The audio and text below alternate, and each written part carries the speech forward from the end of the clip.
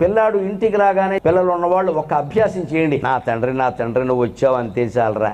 అమ్మ ఇవాళ బడిలో ఏం జరిగిందంటే ఏం జరిగిందిరా అని చెప్పేసి భారతంలో రామాయణంలో ఘట్టం విన్నంత ఆసక్తిగా వినా. చెప్పావులే సోది ట్యూషన్కి వెళ్ళిపో అనకూడదు. రాగానే అవి ఇవి చెప్పొద్దని చెప్పానా? ఎవరికి చెప్తారమ్మా? నీకు చెప్పకపోతే తల్లి చేయాలి ఈ పని. ఆ బ్యాగ్ తీసుకుని అక్కడ పారేసి ఏంటి నాన్న ఏం జరిగింది? వాడు చెప్పిన కథ అంతా భగవద్గీత విన్నంత ఆశ్చర్యకరంగా వినాలి. వాడు ఇంత చేసాడు, వాడు పక్కవాడు ఏదో చేశాడు, మాస్టర్ ఏదో ఓటాను అదే చెప్తాడు. మా అప్పుడు ఎప్పుడు ఇలా జరగలేదురా. ఇలా చెబితే కలిగే ప్రయోజనం చెబుతున్నాను నేను. చిన్నప్పుడు వాడు చెప్పిందల్లా మనం వింటే వాడు పెద్ద అయ్యాక మనం చెప్పినట్టే వింటాడమ్మా, అనుమానం. మా అమ్మ నేను ఏం చెబితే అది వింది, పెద్ద అయ్యాక అర్థమవుతుంది నేను చెప్పింది కదా సోది తప్పితే ఏం లేదని.